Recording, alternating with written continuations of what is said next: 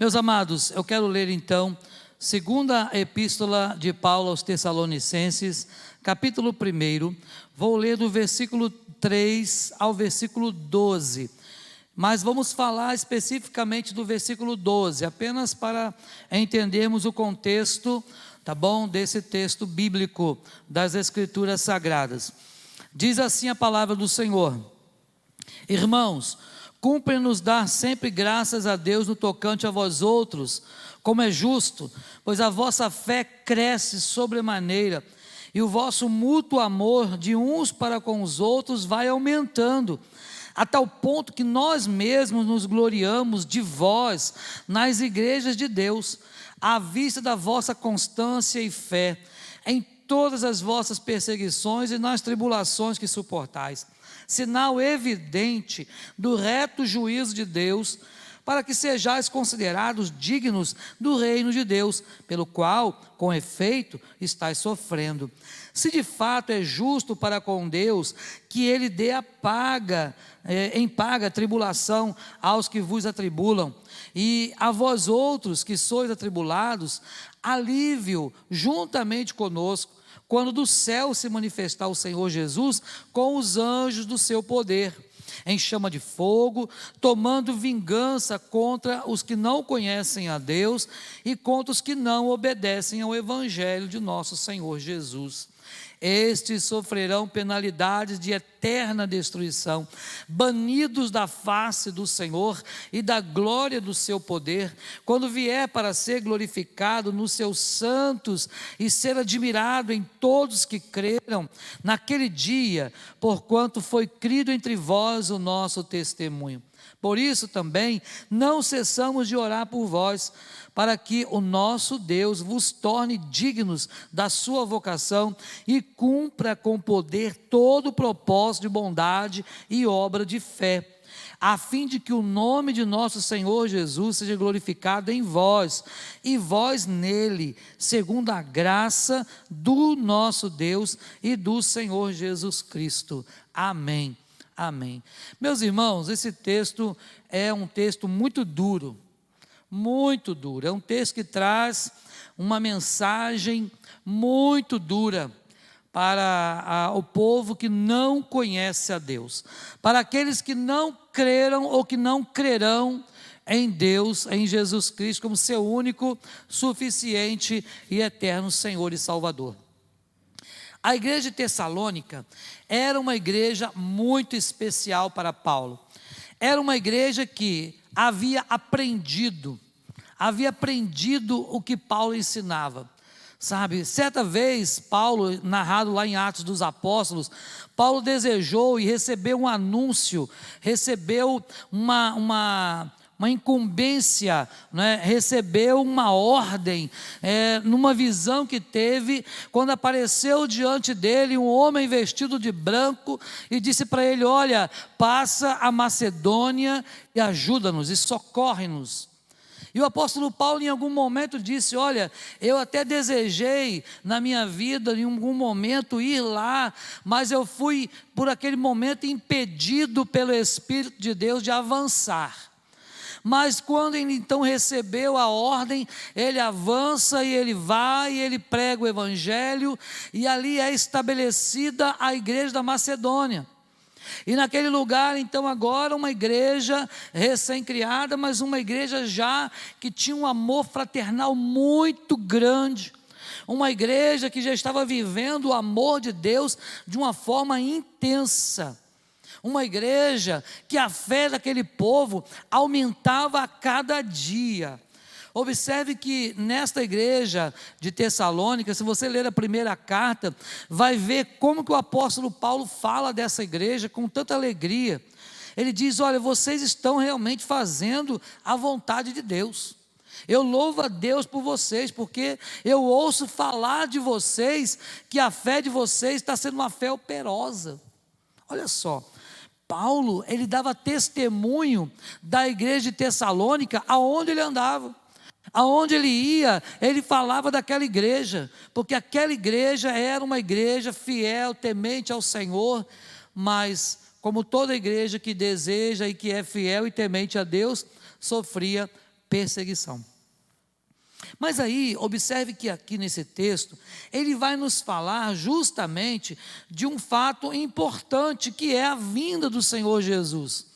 O apóstolo Paulo ensinou para a igreja de Tessalônica e disse para eles: olha, com relação aos que já dormiram, isto é, aos que já morreram, eu não quero que vocês sejam ignorantes com relação aos que já dormem. Está lá no capítulo 4, porque vós mesmos estáis inteirados de que o Senhor, dada aí a palavra de ordem, e ouvida a voz do arcanjo, ressoada a trombeta de Deus, os mortos em Cristo ressuscitarão primeiro. Depois nós, os vivos, os que ficarmos, seremos arrebatados juntamente com eles para o encontro com o Senhor nos ares. Então as cartas, as duas cartas de Paulo à igreja de Tessalônica vão tratar da questão também do arrebatamento da igreja, vão tratar da parousia de Cristo, isto é, da segunda vinda de Jesus para buscar a sua igreja. E nesse texto aqui, é preciso nós extrairmos algumas perguntas para nossa reflexão pessoal.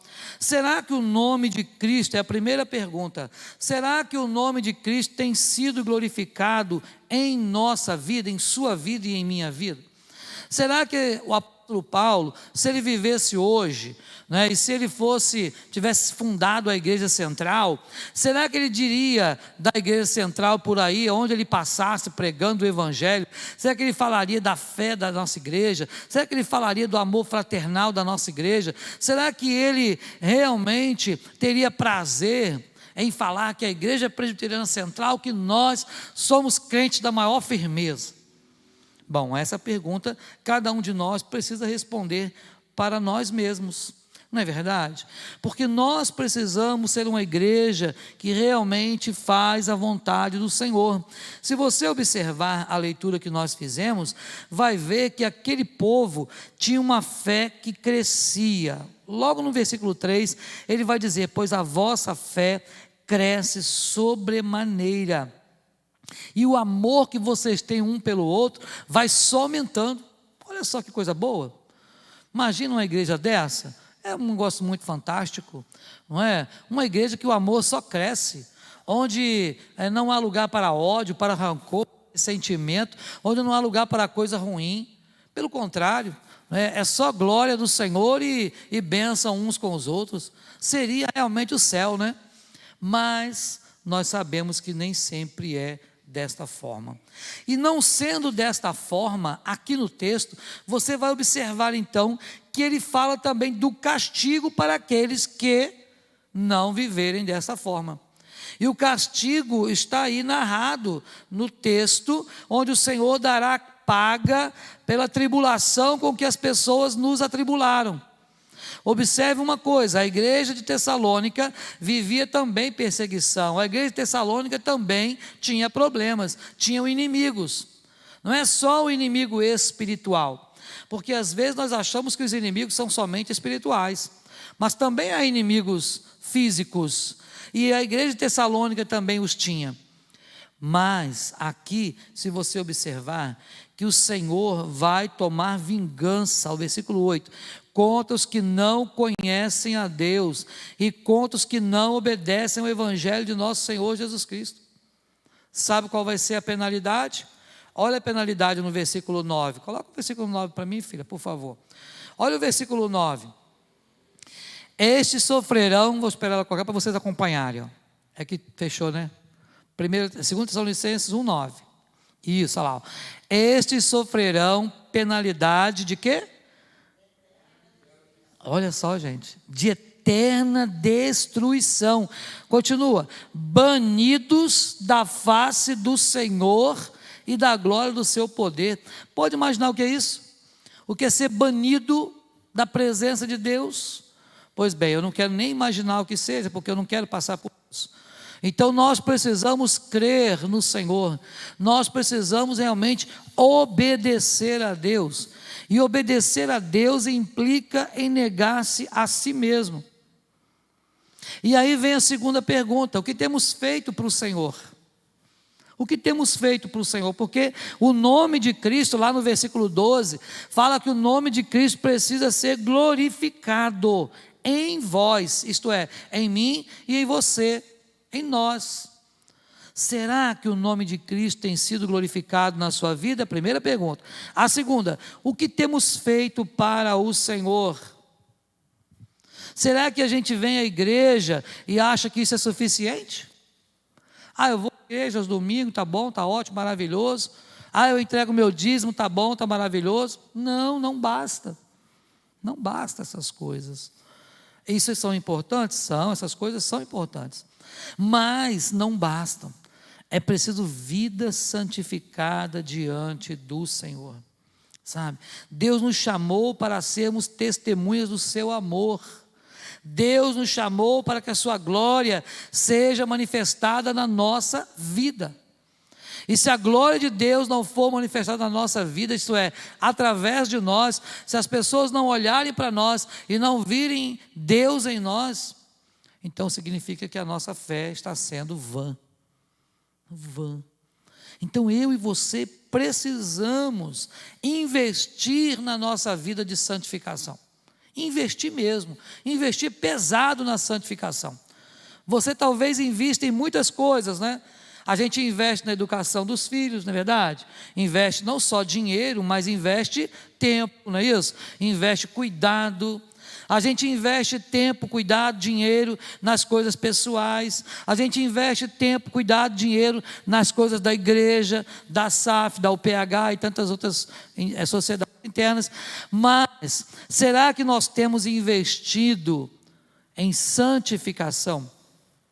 Porque a Bíblia nos diz que sem a santificação, o que vai acontecer?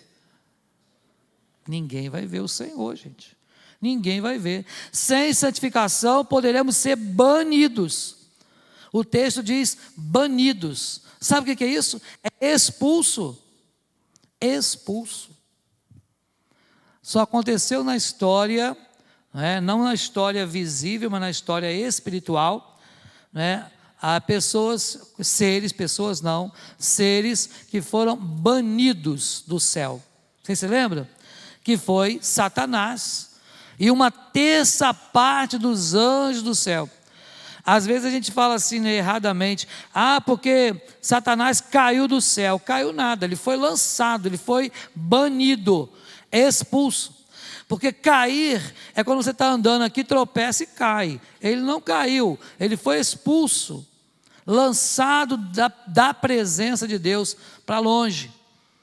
E aqueles que não crerem no Evangelho, aqueles que não obedecerem ao Evangelho, que não crerem no Senhor Jesus como Senhor das suas vidas, então, meu irmão e minha irmã, nós veremos pessoas sendo banidas da presença de Deus. E sabe para onde?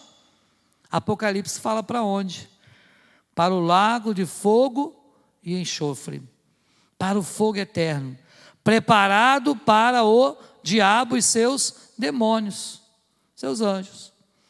O Senhor Jesus disse isso. Há duas frases importantes que vão acontecer no dia do juízo final. Uma delas, eu espero que todos nós a ouçamos do Senhor Jesus, vinde a mim, benditos de meu Pai, possuí por herança tudo que vos foi preparado antes da fundação do mundo. Mas muitos ouvirão uma outra frase dura, penosa de ouvir, apartai-vos de mim. Jesus vai falar assim, não vos conheço, apartai-vos de mim, malditos, para o fogo eterno, preparado para o diabo e seus anjos. Meus irmãos e irmãs, o texto aqui é muito claro. Nós precisamos glorificar o Senhor na nossa vida, a cada dia.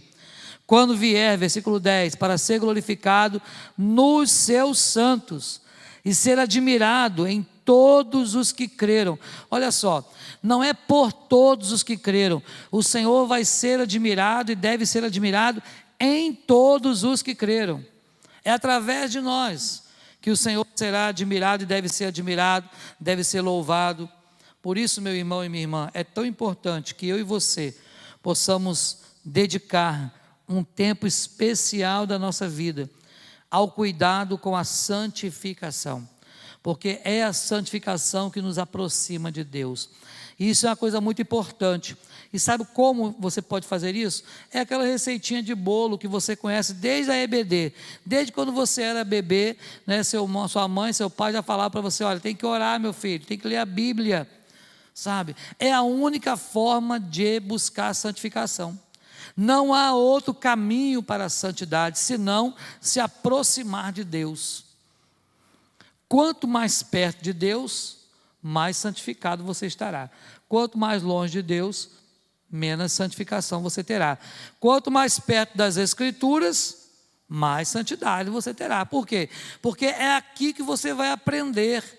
O Senhor Jesus disse que eu tenho que conhecer esta palavra, porque é nela que contém tudo acerca dele. Então nós precisamos conhecer as Escrituras, para saber o que Deus quer de cada um de nós. Meus irmãos e irmãs, observe, segundo a graça do nosso Senhor Jesus, nós seremos um dia glorificados. O que é isso? É ter um corpo capaz de suportar a glória de Deus. Isto é, o único corpo que vai entrar no céu não será esse que você tem agora. Esse não vai poder entrar no céu. Mas quando nós formos glorificados, lembra de Jesus? Jesus passou, né, após a sua ressurreição, por um processo, né, de glorificação. É assim também conosco. Assim como Jesus ressuscitou, nós um dia fomos ressuscitados com Ele. Mas um dia nós teremos um corpo glorificado, isto é, um corpo purificado de toda má obra, um corpo purificado daquilo que é podre, daquilo que é ruim, daquilo que não agrada a Deus, para podermos realmente estar na presença do Pai. Então, meus irmãos e minhas irmãs, que nesta manhã você possa pensar, será que o nome de Cristo tem sido glorificado na minha vida? Será que o que eu tenho feito para o Senhor tem agradado ao Senhor? Ou será que ainda eu posso fazer um pouco mais? E eu tenho certeza que você chegará à conclusão que eu cheguei. Eu posso fazer um pouco mais. Eu posso me dedicar um pouco mais. Eu posso amar a Deus um pouco mais. Eu posso amar o meu próximo um pouco mais. Eu posso pedir a Deus para aumentar a minha fé um pouco mais. Mas lembre-se, virão provas. Para poder provar que a sua fé aumentou, virão testes. E às vezes o teste é meio doloroso, não é? Então, se você não quer passar por testes dolorosos, então fica no seu mundinho mesmo, no seu cantinho, sabe? Só que você não vai ter sua fé aumentada, você não vai poder realmente receber mais de Deus. Mas aqueles que realmente podem suportar as adversidades, são aqueles que o Senhor multiplica, aumenta, põe fé no coração. Porque cada vez que a nossa fé é provada, o Senhor nos dá o quê? A chance de crescer um pouco mais. É a canção que a gente canta sempre aqui, não é? Então, que você possa aproveitar essa oportunidade. Fala, Senhor, aumenta sim a minha fé, para que você possa ser visto como a igreja de Tessalônica. Sabe, uma igreja que tinha uma fé operosa, eu fico imaginando, né, e tentando entender o que é uma fé operosa. Capítulo 1 da primeira carta de Tessalonicenses, olha o texto que diz, eu vou encerrar com essa palavra, diz assim o versículo 2, damos sempre graças a Deus por vós, Paulo falando de novo a mesma coisa, olha só, não é? Mencionando-vos em nossas orações, olha bem, Paulo orava por essa igreja o tempo todo, e sem cessar, olha bem que maravilha agora, recordando-nos diante do nosso Deus e Pai, de quê? Da operosidade da vossa fé. Olha aí os pregadores aí de plantão, está aí o sermão de 3 pontos presbiteriano, que você pode levar para pregar em qualquer lugar. Tá? Então está aí, ó, recordando-nos diante do nosso Deus e Pai, primeiro, da operosidade da vossa fé, quer dizer, não era uma fé morta, era uma fé que operava milagre, era uma fé que fazia alguma coisa, era uma fé que praticava a obra. Depois, da firmeza da vossa esperança, aliás, antes tem da abnegação do vosso amor. Então, olha, da operosidade da vossa fé, da abnegação do vosso amor e da firmeza da vossa esperança. Olha que igreja boa. Eu ia querer ser membro dessa igreja, né? Olha só, uma igreja maravilhosa, sabe? Mas tinha problema? Tinha problema, com certeza, né? Tinha crente ali difícil? Tinha ovelha precisando ser tosquiada? Tinha, sabe? Tinha pessoas difíceis de lidar, de engolir? Tinha, com certeza, porque onde junta gente, né, há conflito, não é verdade? Toda sociedade tem conflito, seja ela pequena ou grande. Começa pela nossa família. Você tem família, você sabe que na família não tem problema. Na sua eu sei que não tem, graças a Deus, né? A sua família não tem problema, mas outras têm, né? Sua família não tem, mas outras têm. Então, assim, o fato é que a gente busca Deus para que nós sejamos abençoados a cada dia. Então, meu irmão, minha irmã, que nesta manhã você possa pedir ao Senhor: Senhor, me faz ser sal da terra, me faz ser luz do mundo, me faz de verdade, Deus, seguir o exemplo maior de Jesus, me faz seguir o exemplo de Paulo, me faz seguir o exemplo da igreja de Tessalônica, ter uma fé operosa, ter um amor abnegado, sabe, e continuar tendo esperança da nossa salvação. Deus te abençoe a viver desta forma, em nome de Jesus. Amém.